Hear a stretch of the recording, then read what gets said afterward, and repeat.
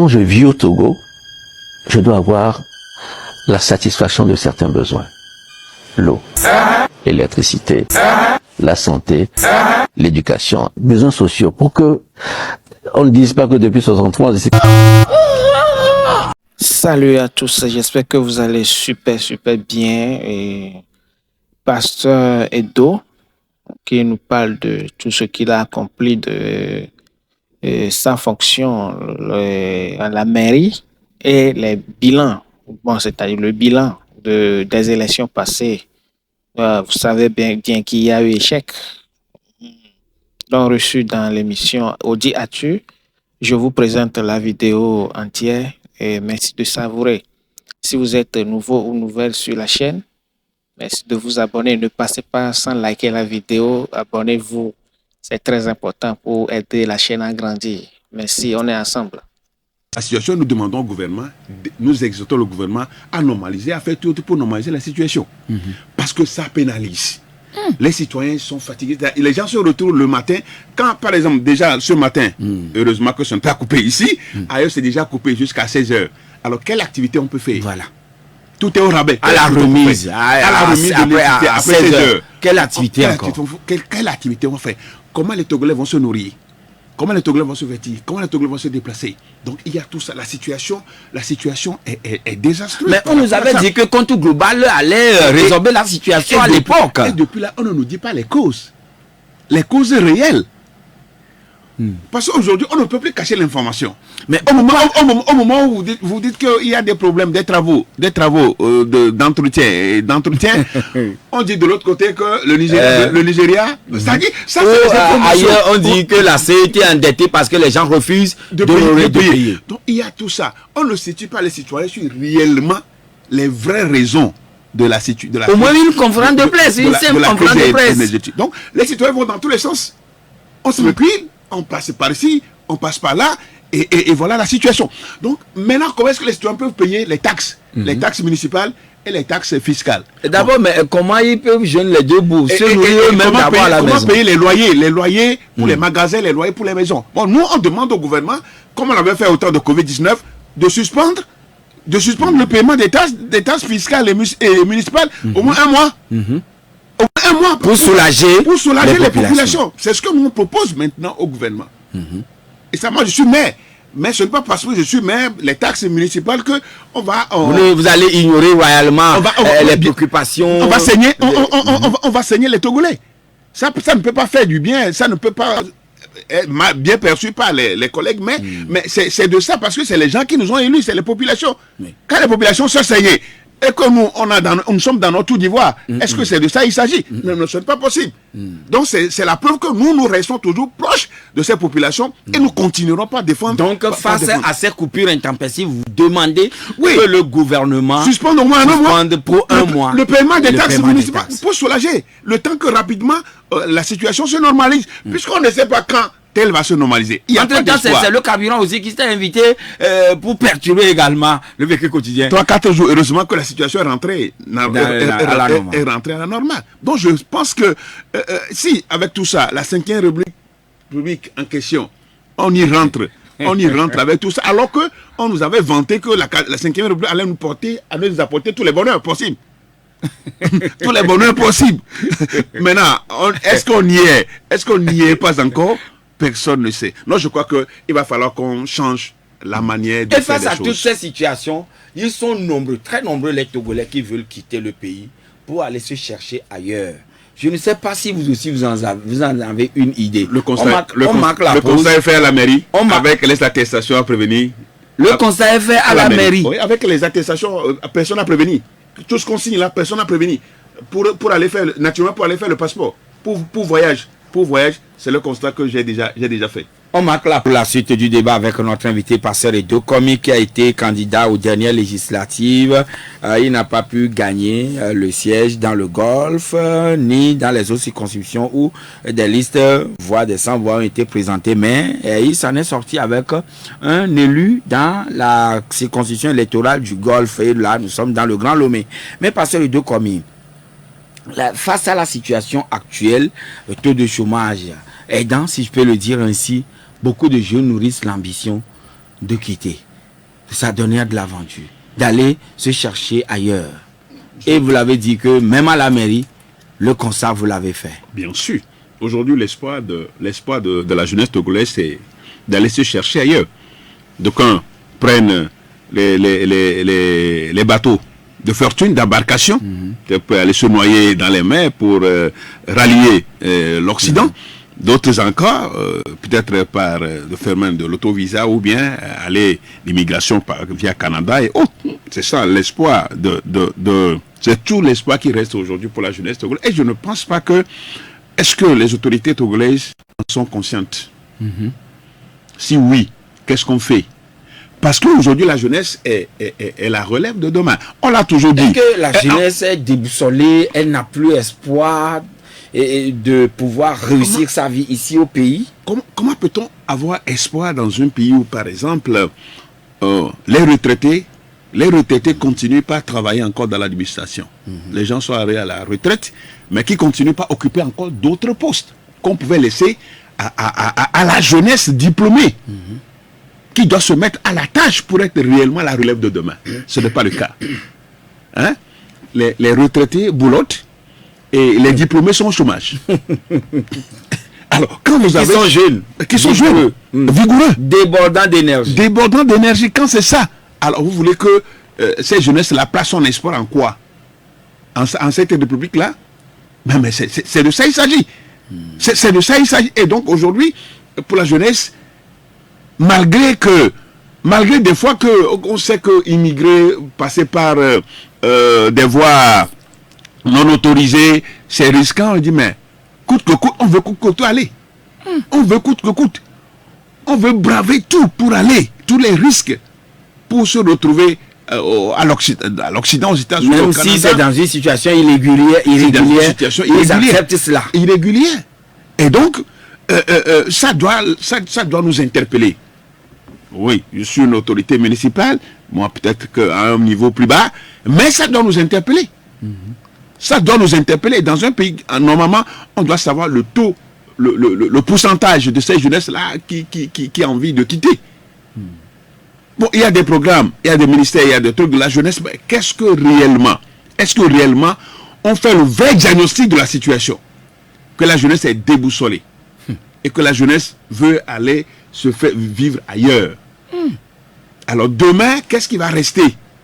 La coquille vide pour le Togo? La relève de demain, qu'est-ce qu'on met dedans? Cette relève-là qu'on n'entretient pas, cette relève à qui on ne fait pas confiance pour pouvoir occuper des postes. Est-ce que vous voyez un peu ce qui se passe au niveau du Burkina Faso avec la réforme agricole? IB aujourd'hui est en train de motiver, galvaniser les jeunes à retourner à la terre. Prenez les 108 les députés d'UNIR, 108 députés sur les 113 et les conseillers régionaux, et voyez, vous ferez le distinguo entre les jeunes, c'est-à-dire vous verrez la part de la jeunesse dans tous ces... Quand vous voyez la liste, c'est des gens qui sont déjà des directeurs généraux, qui sont des ministres, qui ont été des ministres, etc. Qui ont fait de ministres toute la vie, c'est-à-dire leur boulot, le service, c'est-à-dire d'être ministre tout au long de leur vie. 20 ans, ils sont là, mais c'est les mêmes qui sont sur les listes qui sont là. Alors, même la jeunesse, même de l'UNI en question, on a dit, se pose beaucoup de questions. En tout cas, ce n'est pas moi qui pose la question à leur place, mais il faut se poser, nous, quand notre tour viendra, quand? Alors, vous prenez IB, mais c'est un exploit. Ce qui se passe, le Burkina va devenir bientôt, après, et était déjà, ce pays-là qui nous ravitaillait en tomates. En oignons, en tomates, en ail. Déjà. Mais avec ce que IB est en train de faire là, gratuitement, des tracteurs, des trucs agricoles, vraiment, mais qui va booster le pays vers dans son autosuffisance alimentaire. Mais ce qu'il est en train de faire, aucun président en Afrique ne l'a jamais fait. Et donc du coup... Et il motive généralement ou souvent les jeunes. Il motive. Il intervient vers la terre. Il va vers la jeunesse. Il mobilise la jeunesse. Il motive la jeunesse avec un ton panafricaniste, c'est-à-dire la dépendance de l'Afrique. Moi, je pense que ça là, c'est à saluer. Et c'est ça le dirigeant. Le dirigeant en contact avec son peuple. le dirigeant qui n'est pas désintégré, qui n'est pas en déphasage avec sa jeunesse. Et c'est ça qu'il est en train de faire. J'avoue quand même que quelque chose se passe au Burkina. Et dans 1 an, dans 2 ans à venir, le Burkina va être ce pays-là qui va nourrir presque autosuffisant, presque toute la sous-région. Et puis l'exportation. Mais c'est un pays de l'État-land. Oui. La pluviométrie n'est pas celle de chez nous ici au Togo. Mais on arrive à recueillir l'eau et à l'utiliser pour bon escient. Un bon escient. Donc voilà des dirigeants soucieux. Oui, mais et dans tout ceci, un dirigeant, il fut dirigeant, il avait fait la pluie, le beau temps, fils d'un ancien président qui a fait pratiquement 42 ans au pouvoir. À son décès, il a pris les rênes du pouvoir, mais finalement déchu ou bien renversé par sa garde rapprochée. Alors, il observe une grève de la faim avec 2 de ses enfants. Faut-il en rire ou en pleurer? Ou en pleurer. C'était votre question. Oui. Que les gens apprennent des situations comme ça. Ali Bongo était tout puissant. Tout puissant au temps du père, tout puissant lors de son règne. Et malheureusement que l'AVC, la maladie l'a cloîtré, il est sur place. Et finalement, il est renversé. Aujourd'hui, il parle de torture. Oui. Ah bon? Tout ce qu'il avait fait à Jean-Pic, il ne se rappelle pas? Et aux autres opposants? Les acteurs de la société civile qui ont été mis en prison, qui ont été torturés. Lui aujourd'hui en grève de faim, il n'est même pas... Ali Bongo, il n'est pas en bonne santé. Sa grève de faim peut le précipiter dans l'au-delà. Je ne le souhaite pas, mais donc il n'a qu'à arrêter ça. Il n'a qu'à arrêter ça. Mais ne faites pas aux autres ce que vous ne voulez pas qu'on fasse. Aujourd'hui, la situation est là. Et ça doit servir. Mais malheureusement que ça ne parle pas aux gens. Des situations comme ça, Ali Bongo, tout puissant Ali Bongo, qui est aujourd'hui sur place, qui est aujourd'hui passif. Au lieu de faire un mea culpa et demander pardon au peuple gabonais, il fait à sa tête, il s'obstine et a oublié très rapidement ce passé récent là, où les Gabonais sont restés dans un état ou bien il continue toujours pas make a noise. Oui, bon, make the noise. Make the noise n'a pas sauvé. N'a pas make the noise. Et donc aujourd'hui, je crois que nous tous présents, vous et moi, nous devons apprendre de ce genre de situation. Quand nous sommes en position de force, il ne faut pas blâmer les autres. Ce n'est pas parce qu'on dirige qu'on est supérieur aux autres. Ce n'est pas parce qu'on dirige qu'on est supérieur aux autres. Non, pas du tout. Le temps peut nous affaiblir. Le temps peut nous affaiblir. Je crois que tous les Togolais, toutes les Togolaises écoutent, y compris moi-même. Parce qu'aujourd'hui, je suis maire quelque part, ayant une petite responsabilité. Comment je sais les autres? Je suis directeur quelque part. Comment je collabore avec mes collaborateurs? Mes subalternes. Comment? Quel est le lien? Ou bien aujourd'hui, on est puissant, donc on est puissant, on pense qu'on est puissant pour toujours. Non. Mais non, l'homme, non. L'homme est limité. Dans le temps. Chers compatriotes, vous êtes limités. 92 02 80 63 99 70 70 90. Voilà, malheureusement, la triste réalité pour Ali Bongo. Mais certainement que quelqu'un peut me poser la question, est-ce que le mouvement Matel-le-Tech peut défendre Ali Bongo? Quelqu'un peut poser cette question? Est-ce que vous pouvez le défendre si on vous sollicite? C'est une question. Ah d'accord. Évangéliste Senghor, bonjour. Bonjour. Oui. Comment ça va? Oui, ça va bien. Ah, bravo, on passe les deux communes. Ah, cher compatriote, cher collègue. Ah, courage. Hein. Merci beaucoup. Bon, il va faire les deux communes. La fin de tout homme est mieux que son commencement. Oui. Nous devons le réitérer. La fin de tout homme. Tu crois que Ali Bongo, le fils de Omar Bongo, doit interpeller les chefs d'État africains, en commençant par le Togo et partout. La fin de tout homme est mieux que le commencement.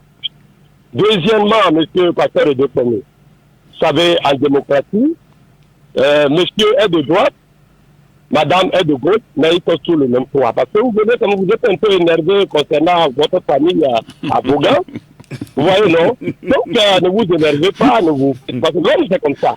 Voilà. Mais je vous souhaite que l'année avec l'avenir. Là, ça va aller. Merci beaucoup. Bien noté, cher ami Senghor. On nous prend un autre auditeur ce signal. Il s'agit de M. Agbovon. Bonjour. Bonjour, M. Joachim. Oui. Bonjour. Je remercie la sœur qui m'a appelé maintenant au téléphone. Parce que des fois, vous nous oubliez. Monsieur Edo, bonjour. Bonjour. Moi, je vais aller comme ça. Est-ce à dire qu'à l'international, vous ne pesez pas?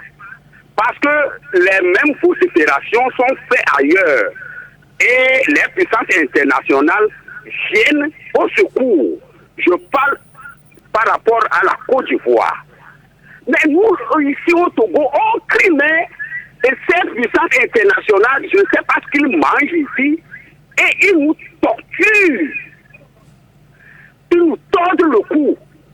Mais est-ce que vous êtes entendu à l'international? C'est ça ma question. D'accord. Bien noté, monsieur Agbovon. Un autre intervenant en ligne avec nous. Bonjour, Jacques. Oui, bonjour. Pasteur Dokwami, bonjour. Oui, bonjour, mon cher Gado. Mais vous avez oublié de citer tout ce que le Togo a fait. On a un moto, Sanya Moto, tout ça. Les jeunes, sont en fonction. Après, c'est le rein cassé. Bon, ce que je voulais demander, les gens disent que Dieu a oublié le Togo. Comme on n'a pas oublié le pays sahélien. Bon, est-ce que vous êtes pasteur? Vous pouvez quand même demander Dieu, prier pour nous dire si réellement Dieu a oublié le Togo. Merci, bonne journée. Monsieur Gado. Alain, bonjour Alain. Bonjour Joachim. Oui. Bonjour pasteur. Bonjour cher Alain. Il y a un système de gouvernance maintenant qui est en train d'apparaître qu'on appelle l'ineptocratie. Ineptocratie. Oui, ineptocratie. Ce qui veut dire? C'est un système dans lequel, c'est-à-dire, les élus sont incapables, quoi. Et ceux qui les élisent sont aussi incapables pour subvenir à leurs besoins. Oui. Pour pouvoir aller chercher. Ok. Et, je vais vous demander de pardonner votre... Le village. C'est frère du village. Que ça dit, c'est la fin qui nous... c'est la fin qui nous pousse dans ce système-là. Aller prendre 2 000 voter et revenir dormir et s'affamer de plus. Ok. Merci beaucoup Alain. C'est bien noté. Alors, pasteur Edokomi, que ce soit l'évangéliste Senghor ou Alain, on vous demande de pardonner vos frères qui ont choisi voter d'autres listes que la voix des sans-voix. Non, je n'ai rien contre mes frères, les frères de mon village. Je n'ai rien contre eux. J'ai juste caricaturé une situation. Une situation qui vous a permis de connaître l'homme.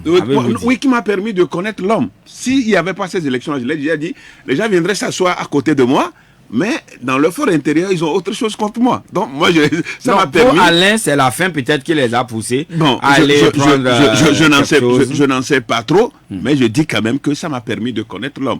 La vie continue. Ce sont mes frères du village. Si j'ai quelque chose à faire, je continuerai pas à le faire. Ah oui. Il n'y a pas de problème. Vous venez de rassurer alors. Non, bien sûr, il n'y a pas de souci. Mais s'il y a un décès au village, s'il y a une cérémonie de mariage... Sauf que ce n'est pas à moi d'aller vers eux. Puis moi, je suis chez moi, j'arrive, je suis dans ma maison, mais c'est à eux de venir. Je ne veux pas me lever pour aller encore chez eux, comme j'ai l'habitude de le faire. En tant que pasteur, vous pouvez aller les saluer, du moins, et leur dire bonjour. Les salutations, c'est la simple des choses. Alors, système de gouvernance, c'est ineptocratie. En tout cas, je vais chercher. Il a dit que les élus sont... inactifs, c'est ça, et les électeurs aussi le sont. Mais du coup, je crois que aujourd'hui, il faut redéfinir notre système de gouvernance et permettre aux citoyens d'être acteurs de leur propre développement. Je crois que c'est ça. On ne va pas attendre encore l'État providentiel. Tout ce que nous souhaitons, c'est que les routes soient bien faites, c'est qu'il y a de l'électricité, c'est qu'il y a de l'eau, c'est qu'il y a des infrastructures pour nous qui nous mettent dans des conditions idéales idéal pour pouvoir travailler, pour pouvoir avancer. Le chef de l'État l'a dit au cours de l'entretien à l'occasion, bien sûr. Du 27 avril. On ne doit pas vivre dans un pays, il n'y a pas de l'eau, il n'y a pas d'électricité, il n'y a pas de trucs, ainsi de suite. Je crois qu'il en est conscient. Maintenant que ça se matérialise sur le terrain. Dieu n'a pas oublié. Est-ce que Dieu a oublié le Togo? Non, Dieu est amour. Hein? Oui. Dieu est miséricordieux. Il n'oublie personne. Il ne peut oublier aucune créature. Comme aucun peuple comme le Togo. Donc Dieu ne nous a pas oubliés. Le moment venu, je pense quand même qu'il agira. Même Israël, quand il était en captivité, Dieu un jour, Dieu s'est souvenu d'eux et les a libérés. D'accord. Alors, Senghor dit la fin de toute chose est mieux que le commencement. Donc je crois que pour Ecclésiaste, dans la Bible. Donc je crois bien que Ali Bongo ait traversé une situation qui n'était pas prévisible. Si quelqu'un lui avait dit, si un pasteur, un prêtre lui avait dit que ça fait cela, un devin, il allait l'arrêter et le mettre en prison. Mais voilà que et c'est comme ça. C'est comme ça quand vous gérez un pays où on vous a confié. Le puissant Ben Ali, aujourd'hui, il est plus du monde des vivants. L'Égyptien, Hosni Moubarak, Zaïrois, Mobutu. Donc il y a toujours une fin. Faisons de telle que notre fin soit heureuse. Et ce qui est bizarre, leurs châteaux sont en ruine ou d'autres devenus musées. Et naturellement, comment on l'appelle? La France, comment on l'appelle? Comment vous l'appelez? Receleuse. Hein? La France va être receleuse bientôt. Parce que la France va prendre ça pour des biens mal acquis. C'est des biens mal acquis qu'on peut transformer en asile pour personnes âgées, pour des trucs. Alors que c'est de l'argent du contribuable africain, l'argent du contribuable gabonais, l'argent des pays africains qui sont allés des maisons luxueuses, là-bas, qui sont restés sans habitation. On paie les taxes pour ça. Voilà. Mais M. Agbovouan dit, est-ce qu'aujourd'hui, pourquoi vos voix ne portent pas? Est-ce à dire que la communauté internationale oublie le Togo? Je crois que nous avons une société civile, qu'on ne le veut pas, nous avons une société civile qui est forte d'ailleurs, avec le Front Citoyen Togo Debout, avec nous tous, comme vous l'avez dit tout à l'heure, pour le rassemblement, le meeting de 26 mai prochain, à laquelle on invite d'ailleurs tous les Togolais, pour qu'on puisse définir les marches à suivre dans cette histoire de changement de constitution. Le Togo, au fait, on a l'impression, comme il dit, c'est que le Togo, à l'international, est abandonné. C'est vrai, je crois qu'on a raison, mais on va continuer. Lui qui parle, il faut qu'il se joindre à nous. Tous ceux qui parlent là, ce n'est pas question d'être sur WhatsApp, d'être sur Radio Victoire au téléphone. C'est affaire d'action. Il s'agit d'être ensemble pour être plus fort. C'est-à-dire qu'il faut qu'on soit ensemble pour être plus fort. C'est pourquoi vous demandez aux gens de se mobiliser en grand nombre pour se faire entendre. Pour se faire entendre. Parce que la situation, ce n'est pas... C'est-à-dire les gens pensent que quand il y a l'alternance, quand il y a changement, c'est pour nous tous, c'est pour le bien de nous tous. C'est pour qu'il y ait la liberté, c'est pour que les droits de l'homme soient respectés, c'est pour qu'il y ait le partage équitable des richesses de ce pays. C'est ça notre lutte. Ce n'est pas pour nous, ce n'est pas pour Fossé Togo, ce n'est pas pour David Dossé, ce n'est pas pour Pasteur de Comines ni pour Rodrigue Adekoto, c'est pour nous tous. Et je pense quand même qu'en le faisant, nous ne sommes pas en train de violer la loi de la République. Nous sommes en train d'agir pour un Togo libre, pour un Togo démocratique, un Togo prospère, où tous les citoyens doivent être traités du même pied d'égalité. Pasteur Edo Komi, à vous écoutant, c'est que demain, il y a encore espoir. Non, il faut toujours espérer. Il n'y a pas question de résigner. Ouais. Il n'y a pas question de résigner. Donc, il faut toujours avancer. Et moi, je dis, je ne suis pas un opportuniste en politique. C'est depuis le lycée de Vaughan, depuis 5 octobre, lycée de Vaughan, déjà j'étais au lycée. C'est depuis 5 octobre que je suis rentré en politique jusqu'au jour d'aujourd'hui. Jusqu'à ce jour. Jusqu'à ce jour. On a connu. Et vous avez dit que vous n'avez jamais été malheureux. Vous êtes toujours heureux. Je l'avais déjà dit. Moi et mon équipe, la Voix des Savoirs, nous sommes heureux. Et c'est ce bonheur que nous souhaitons au peuple togolais. Mais que ce peuple réagisse quand il s'agit de réagir. Que ce peuple se conscientise que ce n'est pas dans leur maison, quand ils vont rester dans leur maison, que le bonheur va venir. Le Togo, c'est le bien à nous tous. Merci, pasteur Edo Komi, d'être passé. Ça a été un plaisir. Merci à Radio Victoire. Et vous avez également profité pour remercier tous ceux qui vous ont voté la dernière fois. À School, merci à vous pour la coordination technique. Merci à la CET pour nous avoir laissé l'électricité. Amen. Merci Amjoy. Moi je suis...